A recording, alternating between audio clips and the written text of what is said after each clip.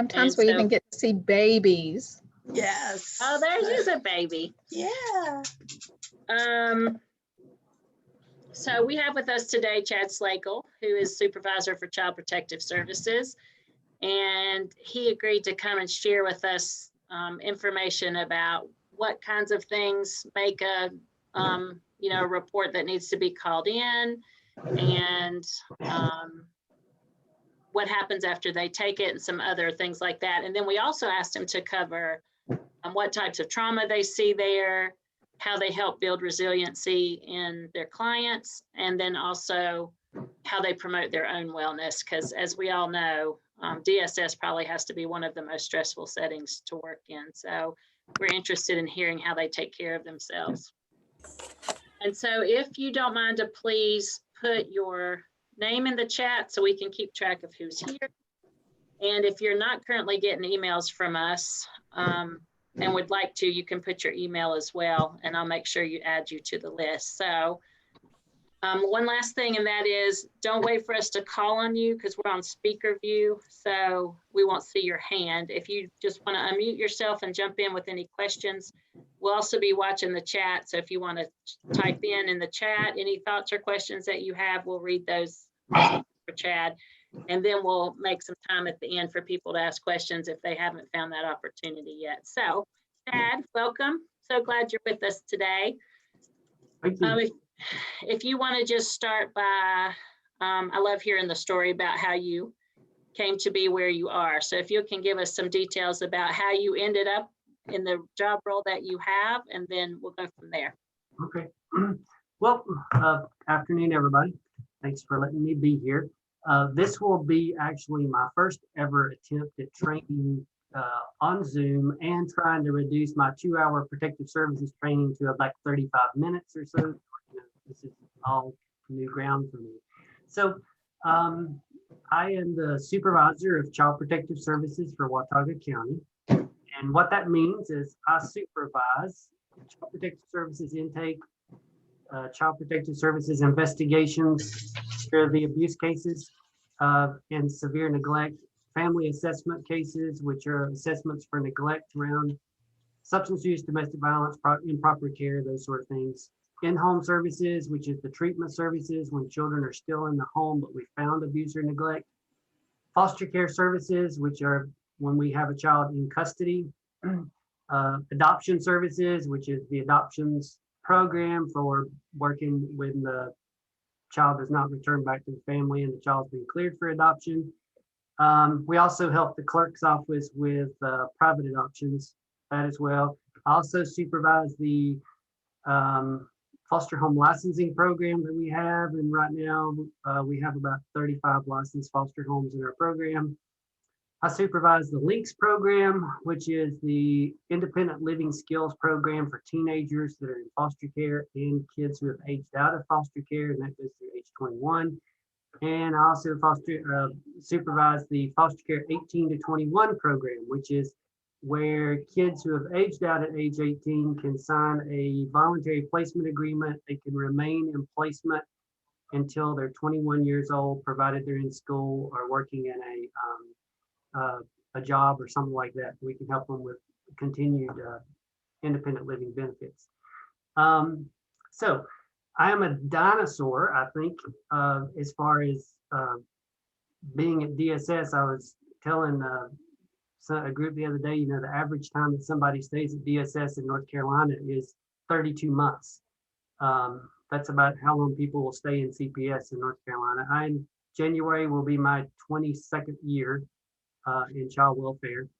I've been supervising the programs that I have been since 2008.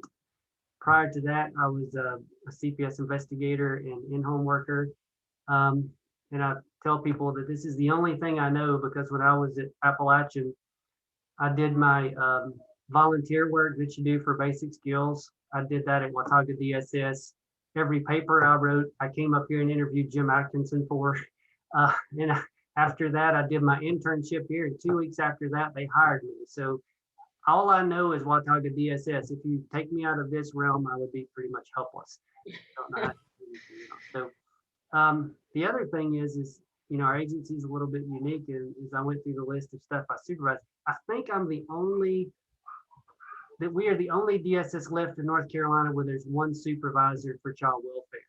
I think most counties now have at least 2 supervisors, even the smaller ones, and a program administrator. So I am like the only one left, I think, that I'm aware of that only has one supervisor covering all the different programs.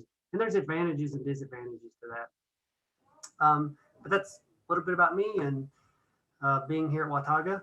So first, I think what I'm going to do is just kind of talk you through some of the stuff that we do, why we do it, how we get involved, that sort of thing. As Denise said, if you have any questions, I love questions. So fire away with them as I go.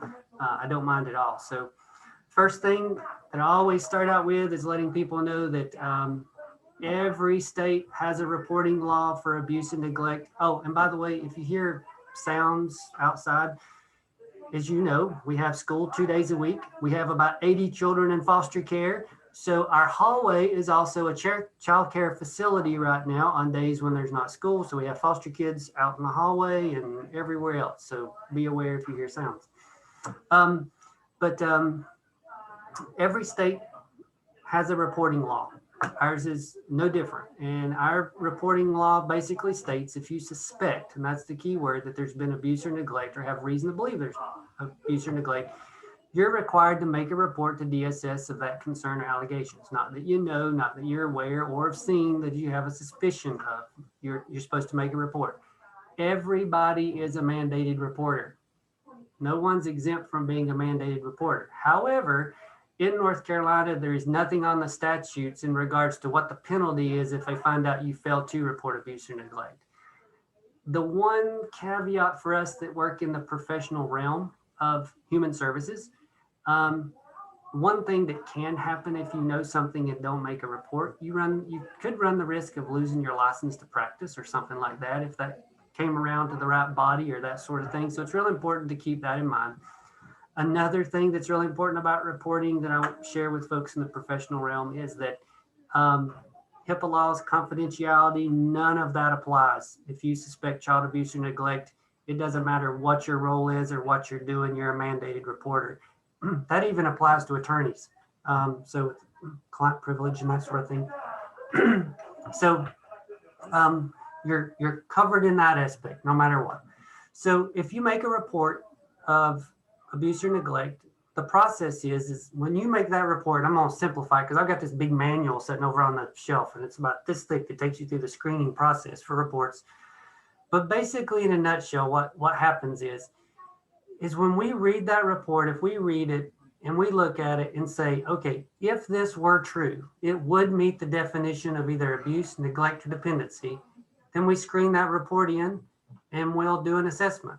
If we read the report that you've made and the allegation that's been made and we look at it and it goes, you say, still not going to meet one of those definitions, then the report's screened out and we don't do an assessment into it. The process for that requires a 2-level review. So when a report comes in, all the reports in Watauga County get screened through me, and in my absence, they'll go to Tom, the director. But it's a worker and a supervisor. We're meeting together to discuss the case and trying to see whether or not we feel like it meets that criteria. And I just remembered something. I'm going to make sure I turn my ringer off on my phone before I get called. Okay. So we go through that screening. And like I said, if it doesn't meet that criteria of falling in the catchment of the definitions of abuse or neglect, then we don't have jurisdiction to do that. And we walk a fine line all the time, and it's really difficult for some people to understand. One is we're reactive, we're not preventative. So if we have concerns that something might happen, I can't do anything about that. DSS can't do anything about it. We can only prevent the secondary response. See, so if something has occurred to a child, then we get involved to assess did it or did not occur, and then try to prevent it from happening again to reduce that risk. We don't have any tools, and that's really frustrating. I think a lot of times for counselors, school teachers, and other folks that have concerns and say, I feel like X, Y, or Z may happen. And that's because we're a government agency. and we are in a really difficult situation where we walk a tightrope every day with every decision we make. It's very an ethical decision and a constitutional decision. For the Liberty Clause of the Constitution, people have a right to raise their children the way they see fit. The government doesn't have a right to interfere in people's rights to raise their children the way they want to. So we have minimal standards. I mean, and the minimal standards for a lot of people are very hard for us. A lot of us who have what I would say middle-class lifestyles and other things like that, sometimes see in situations where maybe poverty or other things like that, we think, how could a family live this way?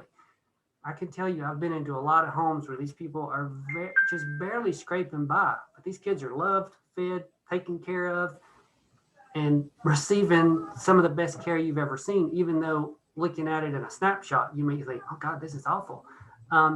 But we have to be very conscious about the fact that when we're looking at reports, we very much have to make sure we are meeting that criteria. There has been abuse, neglect, or dependency alleged in that report. So that can be challenging for us sometimes. I can tell you that there's a lot of times that I have to make decisions based off policy that I personally disagree with, that I'm saying we should be doing something. I feel like we should be doing something, or vice versa. And it can be really difficult to kind of be in that spot sometimes. It's really hard sometimes to be in that situation where, I'll use Denise as an example, maybe where she's made a report. Personally, I agree with her, and I'm sitting here arguing with her about the fact we're screening it out when I think my own personal thought is, man, I wish we could get out there. So it can be really challenging sometimes to have to hold that line on that particular thing. So once a report is screened in, then the next thing that happens is we have to decide which way do we go with it. Is it alleging abuse? If it's alleging abuse, then we use a forensic track, which is doing an investigation. If we look at it and say it meets the neglect category, then we decide that it goes into a family assessment approach, which is, they're both a little different. The forensic approach, doing the investigation, it's much more police-like when we get reports of sexual abuse and that sort of thing. You know, we don't do a lot of notifying parents, here we come, and that sort of thing. We do a lot of interviewing children alone. A lot of times the school will see us show up to interview children and parents don't know we're coming, which, by the way, in North Carolina, we are the only agency that has statutory authority to interview a child without parental consent. There is no other, you know, the police don't, nobody else. We're the only agency that can do that. And again, we can only do it if we're investigating an allegation of abuse or neglect or something like that. So I couldn't just decide to go out and talk to a child that we're not involved with, or for some reason we have to be in that modality to be able to do that.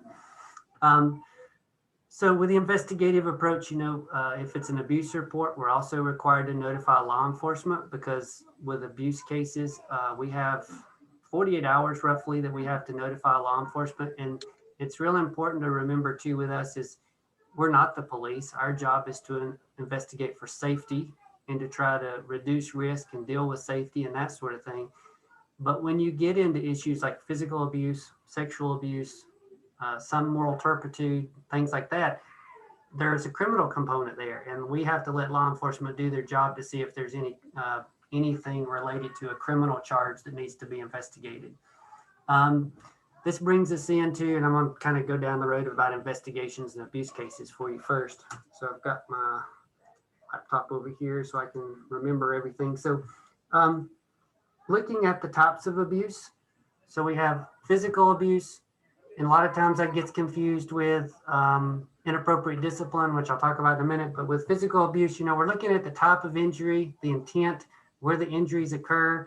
You know, if we're looking at life-threatening parts of the body, head, torso, kidney area, that kind of thing, where somebody's been beating their child like that.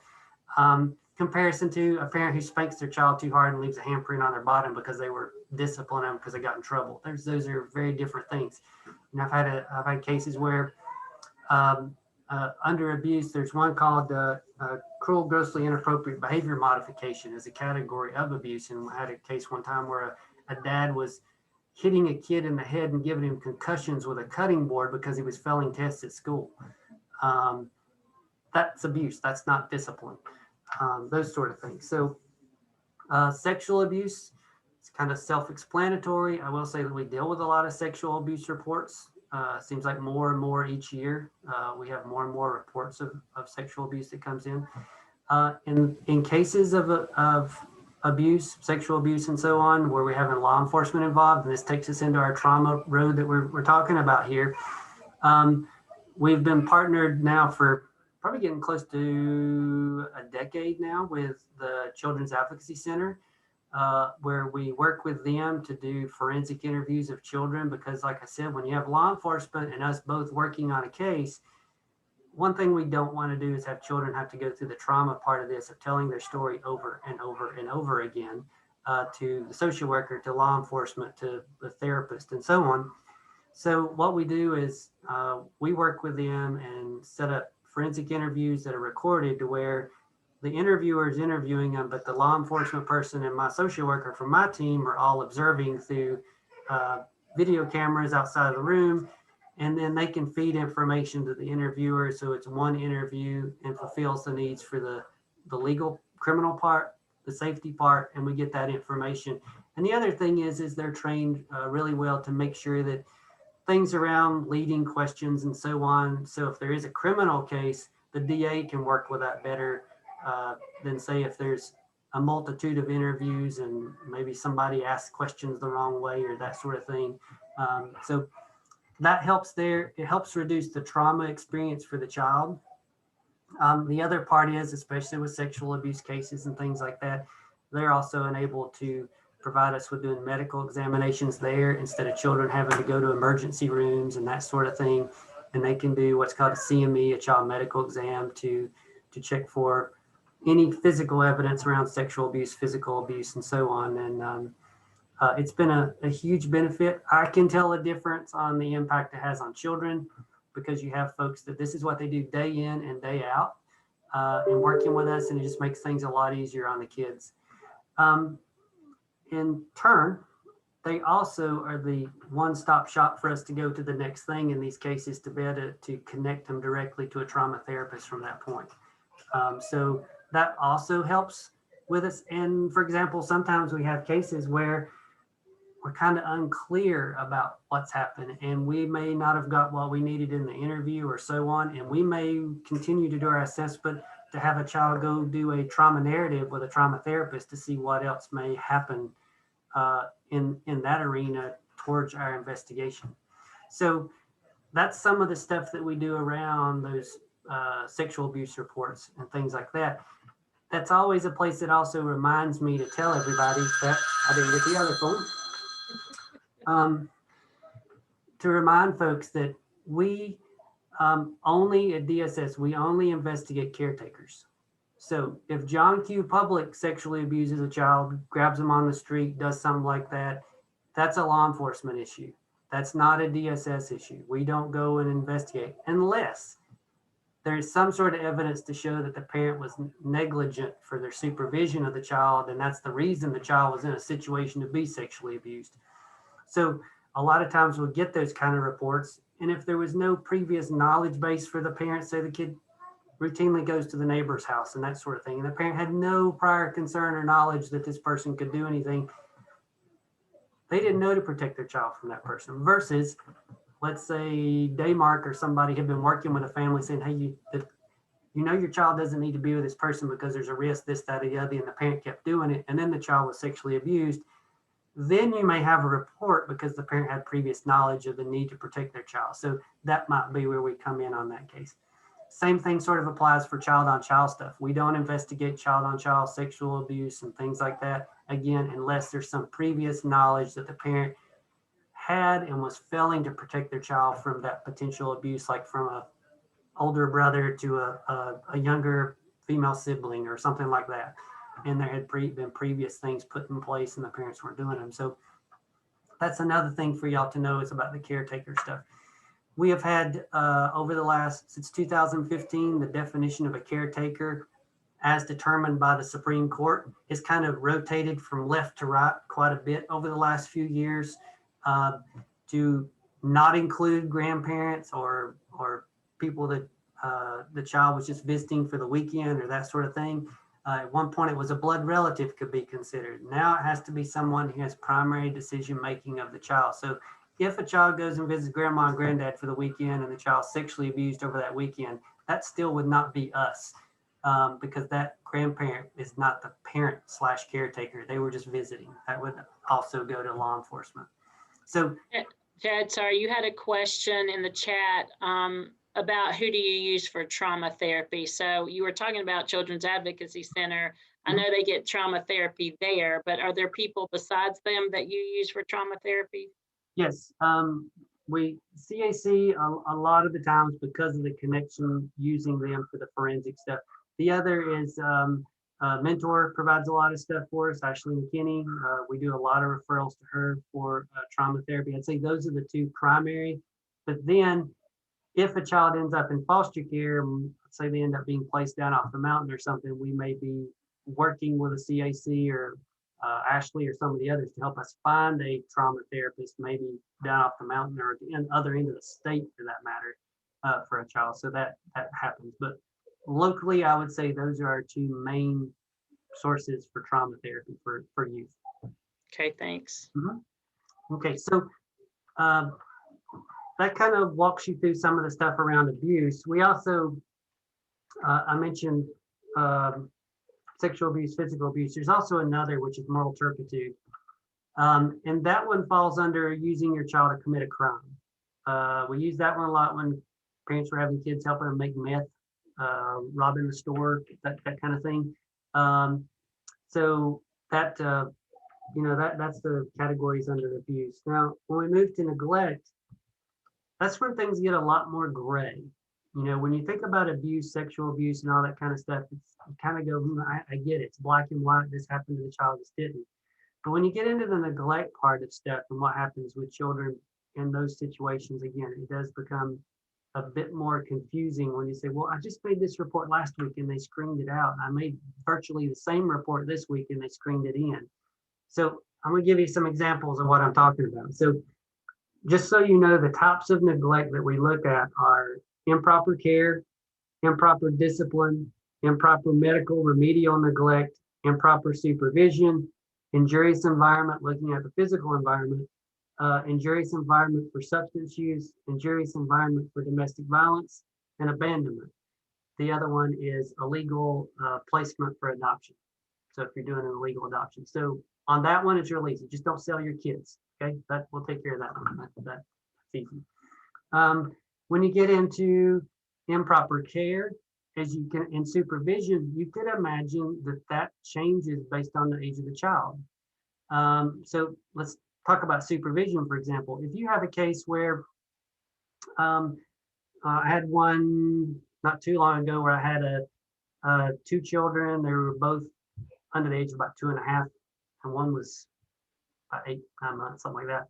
And they had been left alone for about a day and a half with no parent with them and that sort of thing. We found them late at night through law enforcement.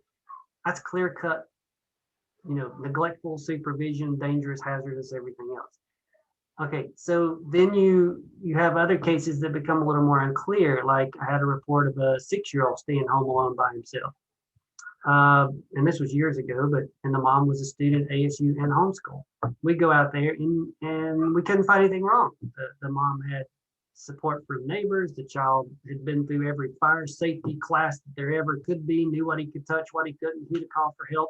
Mom could be there in 11.5 minutes from calling on the cell phone, all these sort of things. And there were no problems. The fire marshal recommendation in North Carolina is for latchkey kids getting off the bus is 8 and older to be home alone, just, for mom and dad to be home in the next hour or two.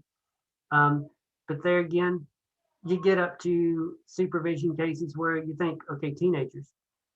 You have the 15-year-old where you're sitting there having a conversation with a parent saying, hey, look, your child's 15 years old, but your child's rap sheet with juvenile justice is about 3 pages long. This child has no business being home alone or unsupervised. Every girl on the road is going to be pregnant and every house is going to be burned down. So you see how it kind of moves it based on the situation and the effect that it has on the child. So you can't just blanket saying teenagers can be home alone, young kids can't. We have to look at the scenario and look at how it's impacting the family, impacting the child, the risk factors that all go into that. So it gets a bit confusing. Other things that are different are we get reports about no food in the home. Well, it's been different right now because there's not school. But during the normal school year, no food in the home's not necessarily as a big deal if the kids going to school, having breakfast and lunch at school, and the kids getting a backpack full of food on the weekends going home. I can't do anything about that. I get the same report in June when school's out. That may be a different report. We get a report that a family's living in a tent behind Horn in the West. Well, from April, late April, May to September, that's not a CPS report. There's no harm coming to that child. You get that same report during the winter months, it's a different story. It's a different equation about the safety and welfare of the child. So that kind of helps you understand how it can kind of move. It's gray, it's different, and you're looking at the event and the impact. We can have situations where a child is being, something's happening by the parents towards the child at home, and have the exact same thing happening in another home.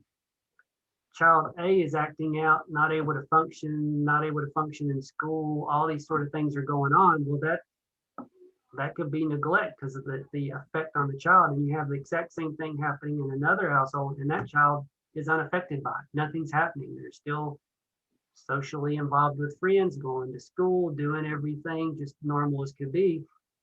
And those two reports could be viewed very differently based on the impact it's having on the child, even though you have the exact same thing occurring. So again, it can be very confusing and complicated, and we have to weigh that out on each thing. So let me ask this question to y'all. Does anybody have any questions about the categories that I've listed off for neglect? Does anybody have any particular thing they've experienced or just want to ask me a scenario or anything? I do too want to say something about substance use. Substance use in itself is not a Child Protective Services report. If I get a report that says there is a mom with a 5-year-old child and mom uses methamphetamine every day, that is a screen out. That report does not say anything is happening to that child. If I get a report that says mom's using methamphetamine every day and passing out every night and nobody's supervising that 5-year-old during that time, or she's using methamphetamine in front of the child or with the child, then that's a report. So again, that's another thing that's different about some of that stuff. So any questions just about neglect or abuse for that matter? Chad, there's a question in the chat asking if you could talk a little bit more about domestic violence in the home. Sure. So over the course of my career, domestic violence has changed as far as how the state of North Carolina has viewed it tremendously. Years ago, it used to be pretty much with domestic violence that, the child had to be in the middle of the fight. The frying pan was being thrown across the room and the child was in front of it, or the dad was hitting mom and that sort of thing. That's still the case. However, there is a little bit of difference too now that we look at the impacts a lot of times on the fact that we have found that a lot of times the primary caregiver of the child is oftentimes the victim of the domestic violence in the household. So we also are evaluating in these reports if the victim parent is being victimized to the point, even if the child never witnesses the domestic violence, has never seen it. But the impact of the domestic violence on that victim parent is so great that it's interfering with their ability to appropriately parent or care for the child. That can also be a component. We pretty much at this point screen in any report where there is domestic violence in the home, even if the child hasn't seen it, or we're not getting information, but we're saying mom and dad are having physical fights in the home every night, and even if it doesn't say, and we know there's a three-year-old or a 10-year-old or whatever in the home, we're probably going to take that report. Occasionally, though, we do have reports where we discover there has been domestic violence that's occurred, but by the time we get the report, say the victim parent has already left the home, maybe sought out help from OASIS, got a protective order, done all those steps, well, we're not needed anymore. That child has been protected from that situation, and we may not be involved in that situation where it's already been fixed before we were ever told in regards to that. Now, the good thing is I know, like when OASIS and other folks like that are involved in our community, we know that they have the connections to better see that, like if a child does need trauma therapy or a parent and all that sort of thing, those services are being referred out, and advised to. So here, another question we've gotten is, are there any specific demographics of children that are disproportionately impacted by neglect or abuse, such as race, socioeconomic status, or gender?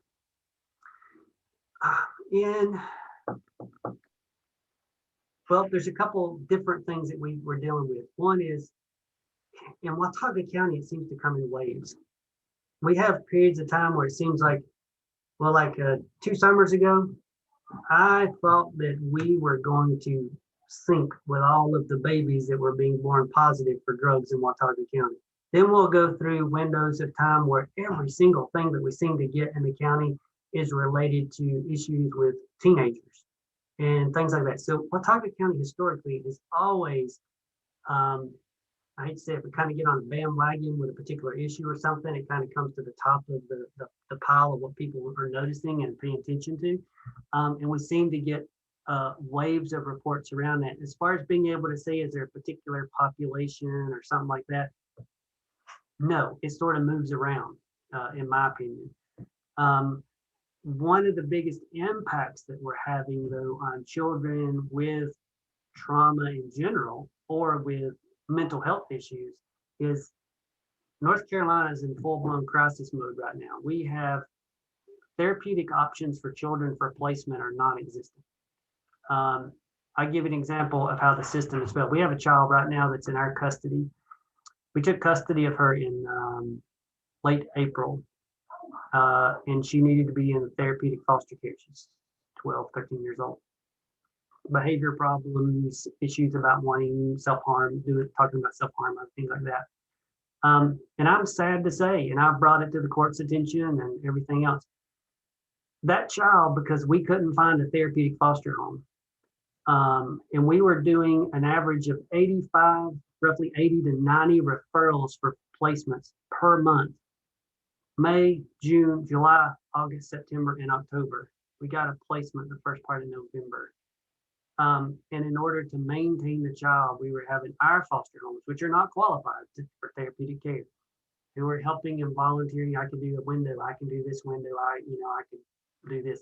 The child went through 9 moves, foster home moves, between the end of April and the end of October, because we couldn't find a therapeutic foster home. Now, I've already traumatized, already dealing with issues child. That's a nightmare scenario. And we have recently had to stay here overnight with kids at our office because we don't have therapeutic foster homes. We can't find placements. There's been recent meetings by the Directors Association of North Carolina and the DHHS because there are not enough beds. These kids that are in these situations are in, it's kind of dire situation right now. We're currently doing referrals all over North Carolina, South Carolina, and Tennessee. We've done some in New York State and other places trying to find therapeutic foster homes. I've got one kid right now that I'm trying to work out a contract because I can't find a placement that needs therapeutic level 3 care. He's been through a lot of trauma. And we're talking about, in order to get in place, I'm looking at a potential cost of $10,000 per month for cost of care to better find a level placement appropriate for the child, and I have to go out of state to find one. So those things right now are awful for kids. So that's one population where I'm losing sleep over. Any more questions around that area? I don't see anything else in the chat, and I know you've got some other things you want to cover, so I'm writing down some things I'm going to ask you if you don't cover them on your own, but I'm going to wait and see where you go. Okay, sure. So I was telling you a little bit about abuse and neglect. We also have the category of dependency, which is where, like, for example, we have cases from time to time where there's a single parent, father's unknown, and mom dies, and that child's dependent.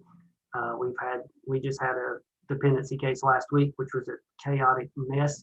It was a conflict case for another county. Child with grandmother, she's 80 years old, child's 3 years old. Grandmother got COVID, was put in the COVID unit, left with an elderly aunt. Aunt let the child get away, and the child almost drowned. And we ended up with custody, and parents' whereabouts has not been seen in almost a year. So that's kind of a dependency scenario. So that's the other category that we look into. So with all these different things that I've kind of ran through, I talked about investigative approach, how we go out, we interview the children, the parents. We also have to do a home visit on the day that we initiate reports. It used to be that we had to do a home visit during the assessment. We also have to do that on the day that we initiate the CPS report now. So that's been a lot different for us, trying to manage to squeeze all this stuff in on the same day. And sometimes there are days here where we'll screen in as many as 4 to 5 new reports per day at times.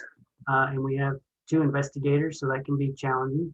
And then with the neglect cases that we get, they're a little different. You know, we usually will call the parents and tell them we have a report, set up a time, we'll come out and talk to the parents about the allegations, talk to the children. And we try to do a lot more front-end loading and trying to address the stuff, but it's a very different approach in dealing with the neglect cases. And those are typically the ones, like I said, around substance, domestic violence, and so on.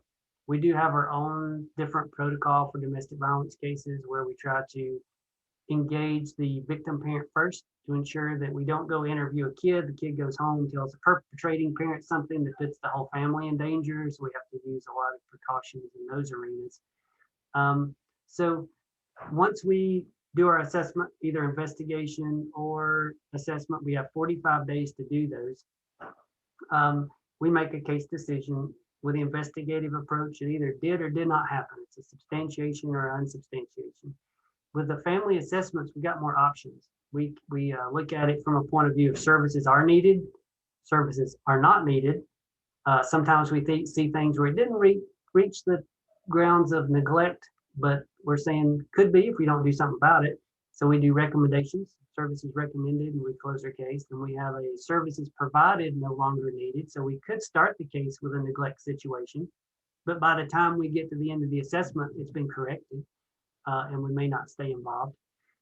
So there's a lot of different aspects of the family assessment approach that are different. And the family assessment approach too is it starts as almost like an investigation, but kind of morphs into like case management and services as the case progresses. It's a little bit different in that approach.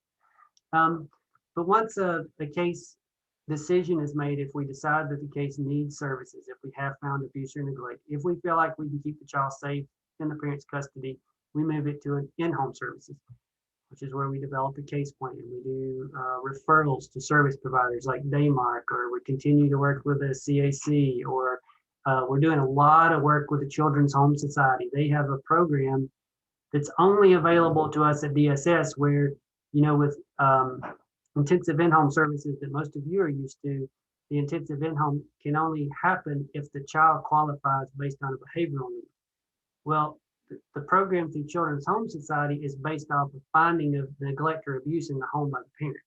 So we can refer to them, and then they'll provide about 4 weeks of intensive work with a family in the home. So we do a lot of referrals to them, and they spend about 10 to 12 hours a week in the home with a parent for 4 straight weeks. So it's an amazing program that we do a lot of referrals to them. They serve us, Ash, Wilkes, and I believe Allegheny to do that program. So we do a lot of that. And of course, the other big one is substance abuse. We do a lot of referrals to Daymark for substance abuse treatment, those sort of things. Oftentimes we'll have safety plans in place. Maybe while we're trying to get through the early parts of recovery, we may have the parent staying with a grandparent, our child staying with a grandparent, family friend, or something like that. Not taking custody, but you know, we got some other supervising body while we try to deal with the addiction issues and that sort of thing. So that's kind of the in-home piece. Then the other part of it is foster care. Like I said, right now in Watauga County, we have about 80 children in foster care for all various different kinds of reasons. When I started 20 plus years ago, we averaged about 20 to 25 kids in foster care. Now we're staying somewhere between 65 to 80, and we've been that way for going on about 2 years. And I think that's probably about the norm for our population now. Most of the counties around us are seeing significant increases in kids in care. I was just talking to Allegheny, and our population's about 52,000. Theirs is about 13,000, and they've got 50 kids in care. So it's a problem everywhere. But with foster care, it works a lot like the case management piece does, as far as doing the case plan and helping the parents try to conquer whatever the risk factors are. But the other piece is we filed a petition. It's in court. We have to go through the court process of trying to adjudicate the abuse or neglect in the court system. And then the court really gets to make the decisions on what happens from there. When we go to court, the possible options of plans that they have are reunification, custody with a relative or non-relative, adoption, guardianship, a thing called APLA, which is called another planned permanent living arrangement, which is for children 16 and older, where it's a fancy term for long-term foster care. And we have to go through the process of the court setting a plan at the gate when we first get into court. 99% of the time, the plan is reunification. In most cases, the parents have about a year in the court process to try to figure out a way to work through what the court and DSS is wanting in order to try to be reunified with their children. And if they're not able to do it, oftentimes if the kids are with relatives, we can look towards guardianship option with other relatives, or if they're in foster care, we may have to look towards adoption and that sort of thing. So the court process in Watauga County, from start to finish, the average time a child's in care ranges somewhere between, I'd say, 15 and 24 months, somewhere in there, to get through the foster care process from the issue at hand to permanency, is somewhere in that ballpark.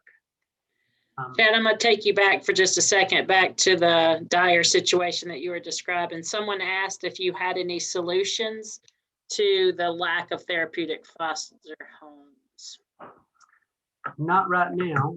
The big thing is it's all been privatized in North Carolina. The whole therapeutic placement system has been privatized, and there's just not enough programs and companies and agencies out there that are doing it. I don't think the government in North Carolina has any intentions of wanting to try to open up public options for therapeutic programs. There's very few kind of things left, like Broughton and that sort of stuff, which is that's not the kind of thing we're looking at for foster kids. We're even hearing right now that there's therapeutic foster homes, which are level 2.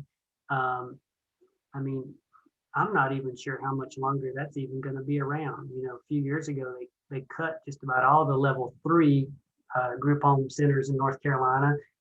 We just had Berrien Springs and Iredell County. They were one of the big ones. They just closed up shop with their level 3 program down there. And the other issue that we're dealing with too is COVID related. So since March, a lot of our court systems across North Carolina have got froze through March, through part of the summer. We started getting our court back on track around June. We did a bunch of real heavy court sessions and tried to get all the kids back on track to get schedules for reviews and everything. But one of the things I think happened was when the courts stopped operating, that also started stop that cycle of movement, because you have kids that are in the system. You go to court, and then you have trial home placement start, and that kind of moves kids in and out of these foster home beds across the state. Well, when court stopped, everything kind of froze, and you have kids that have they've been in that placement and stuck there, and the system is also not caught up with itself yet. So the movement of the whole ecosystem of foster care and so on just sort of is moving very, very slowly right now across the state of North Carolina. So that's also caused some of the delays. And another question that someone asked is, do you know of a reason for the increase in numbers of children in foster care? Is it because there's more people here? Is it an increase in drug use? Do you have ideas about that increase? Mm-hmm. Well, we have a lot more substance abuse stuff than we used to. We're seeing more stuff related to domestic violence and stuff. And then if everyone will allow me for a minute to get on my personal soapbox, my personal opinion is I remember sitting with Jim Atkinson, the previous director, several years ago, and I said, you wait and see what happens. We've had so much mental health reform in North Carolina over the years, the privatization of so much mental health and everything else. I think that's one of the biggest factors. We lost mental health case management services for children almost a decade ago. That, in my opinion, is the greatest impact on the children in North Carolina and kids coming into care is the loss of mental health case management services. I would put that at the top of the food chain. That was the safety net for so many families, and that I know the school worked with, have worked with, but didn't make money. So therefore, you know, it was very expensive to do. It ate Medicaid dollars like crazy. So that they cut funding for a lot of those programs. We don't have public mental health anymore. We don't have, we don't have a lot of the services that, a decade ago that we did have around those just basic case management services and things like that just don't exist. And I think those safety nets have just kind of washed away. And when you think about it, there's only really two entities left in place in North Carolina around children. That's DSS and Department of Juvenile Justice. Everything else is more of a private-oriented system, and that that it's become more of a walk-in for your hour session and do your therapy or counseling or whatever, and then go on. But I know a lot of the therapists that were on here that have been around for a while know the importance of combining what they were doing and are doing with those other community services like case management and stuff, and saw the advantages of being able to have that partnership and those pieces. And it's like we've all kind of had little rugs pulled out from under us. And I just can't imagine some of these families dealing with some of the issues without those supports that we used to have. And so, Chad, you may have some other things that you wanted to try to cover, because I know this is typically an hour conversation for you, but it's important that we give some positive, hopeful. I want you to talk just a minute about, and then if there's other questions that come in the chat, I may connect you with other people at another time, because I want to hear about how you promote resiliency in children and families, just for a couple, 3 minutes, besides therapy, which you've already mentioned. And then also how you promote wellness in yourself, because you're talking about staying in a highly stressful environment for over 2 decades. So you could give us a couple minutes about what y'all do to promote resiliency, and then promoting wellness, not just with you, because I know you do it with your staff as well, for a few minutes. That'd be great. Well, the biggest thing that I've learned around the resiliency with our clients is, and I think this goes for all of us, and that's just listening. That's the number one above all things. In every training that I've ever been to around intensive in-home and other stuff like that, if you go back and ask clients, how did you get from point A to point B? It's not going to be the skill you taught them or everything else. I would say most of them will say somebody listened. I think that's the primary one for a lot of folks to have that piece. And in that, I feel like my team, my workers, I'm very proud of them. I've got an excellent group of social workers. They make themselves available for their clients to start where they are, to listen to where they are. They don't try to force feed things, on them and that sort of thing. I hear all the time, my workers are convinced, this mom I'm working with has had a really traumatic experience and she's just had a real difficult time. I'm going to have to take it really slow. And that's one of the things, just kind of starting where the client is and going, taking it slow and everything. I met with a mother the other day and she was so mad at her, one of my social workers, and she was calling her names that I don't want to repeat on here. And I looked at her and I remember just looking at her and saying, I'm sorry. I said, you were in foster care, weren't you? She said, yes. And I said, every time you look at your child's foster care worker, I said, you're seeing your foster care worker from when you were a teenager. And she just started crying, she started bawling. And I think sometimes just taking a minute to recognize that stuff, I think my workers we're pretty good at it. We're getting better at it, of just taking that moment to slow down and say things just that. I'm sorry about what's happening to you. I'm sorry about where you are, and then anything I can do to help. And here's my number. Call me anytime. If you need to call and just bless somebody out, I'm your guy. You know, those sort of things, just being that open ear, I think is the number one thing that I feel like with clients. We are, and you know, my social workers will go with folks and set through an intake appointment. Those sort of things. We provide transportation to them. My dad donates money to the agency to put gas in the car. I have a fund here that my dad helps keep. That all we do is put gas in people's cars to get appointments. Taking those tiny stressors off of people are also huge components around being able to get to the resources to deal with the trauma. So that's one of those things. There's a couple questions in chat. I'm not going to ask you go in too long, but about people writing letters and emails and phone calls to stakeholders and political people, governor in government administration, to lobby for increased funding for children's programs. I think we can all agree that's always a good idea. I don't know who those people are, though. If anybody does know who our legislators are, emails, you can type them into the chat. Do you know, Chad? Well, just starting with our local representatives are probably the best place to start, and just talking about, you know, the need for therapeutic foster care. And that's not through us. We don't, that's part of the problem. We don't provide that at DSS. That's something that comes through the mental health chain of command. And I will say, I don't know if we have a VIA representative on here today or not, but VIA, who is our mental health entity for our catchment area, they feel the same pain we are. They're rolling up their sleeves. They're working with us, trying to find these beds and trying to encourage people to take kids and trying to encourage all this other stuff. So I don't want anybody to get the idea that it's something that's on like the agencies that we work with locally or that sort of thing.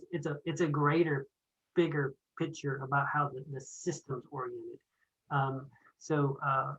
Yeah, talking to them and just sharing that we're, you know, that especially clinicians and folks like that saying, you know, we can't do referrals for therapeutic, you know, beds and resources because they don't exist and we need them, you know, just for the, I don't think that's on the radar of a lot of our politicians.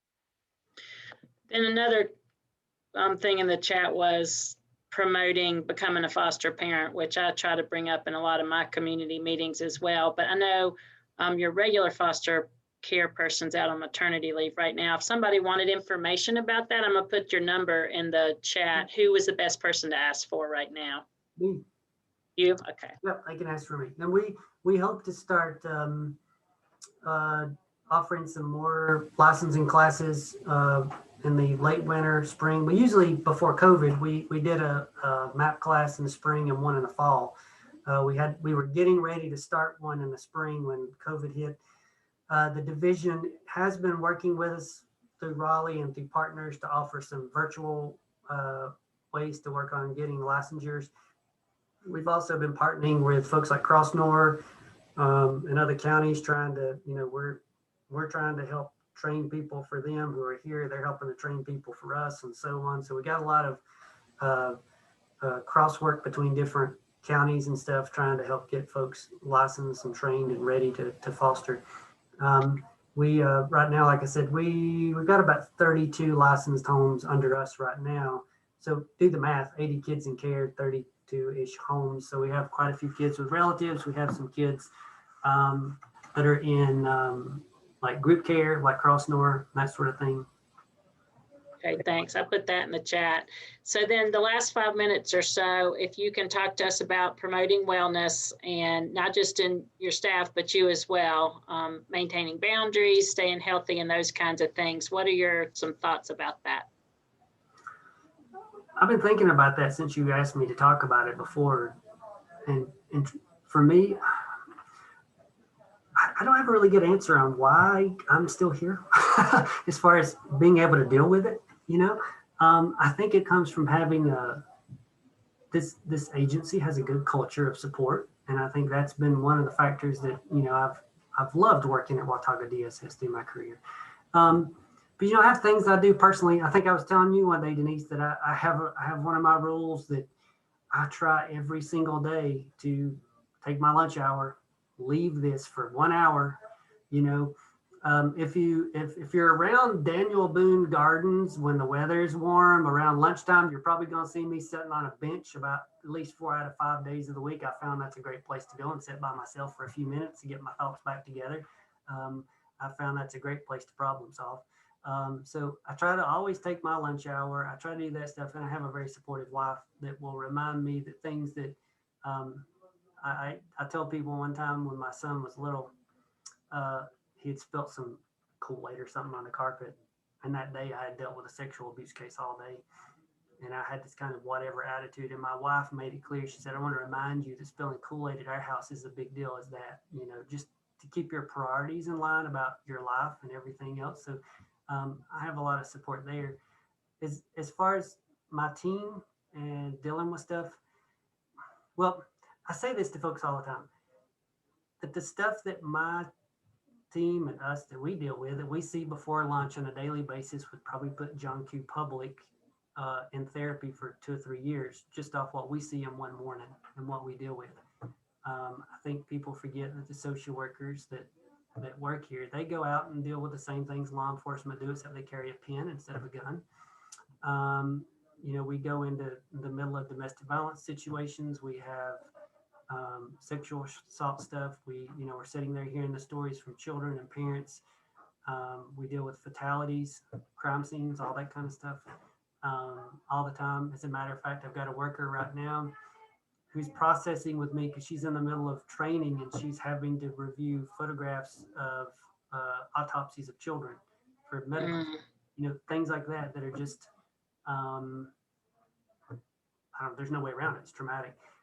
So with my group, my door is always open. There's a lot of times that people come in here and we do some processing about what's happened, what they've seen, what they saw, talking about it.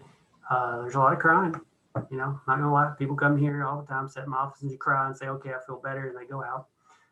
We have a connection through the county, so we can access and utilize it. Some of the folks on my team do. We have access to Appalachian Healthcare to provide free therapy and counseling for my staff. We do that. We partner with the Sheriff's Department on really severe trauma cases, fatality cases, things like that, where we do debriefings with the community, where we go in and we process what everybody's feeling, what everybody's been through, try to get it out loud, try to verbalize it. I encourage all my staff to verbalize it. I encourage my folks to take time off. I have a rule in my team that your family and yourself comes first, and we'll figure out all the other stuff later. If you're not dealing with that, then nothing else is going to happen.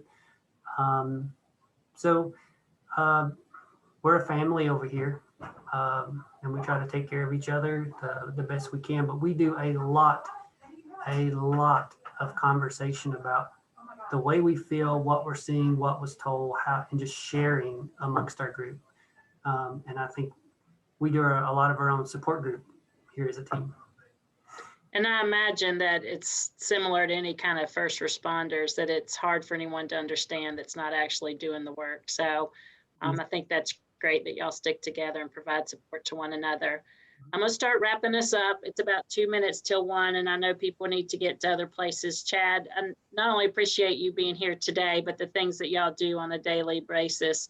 We had a comment that we could listen to you for hours, and that is true.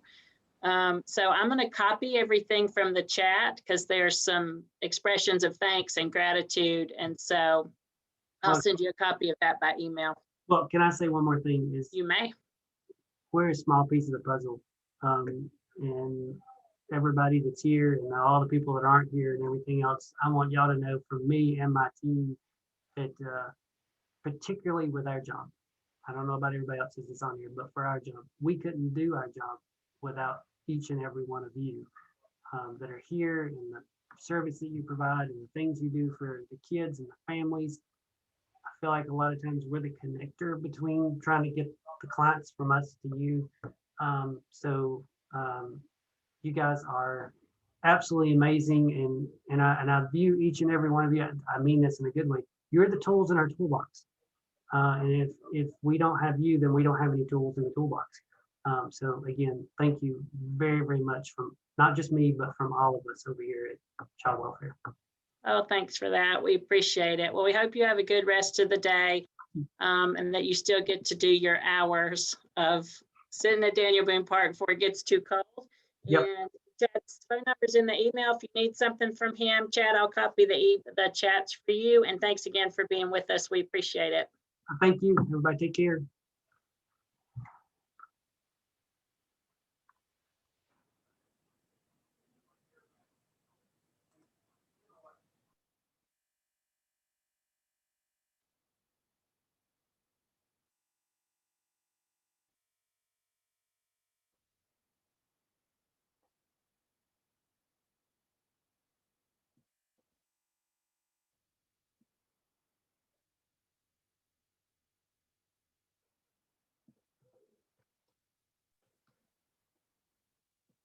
I couldn't figure out how to stop the recording.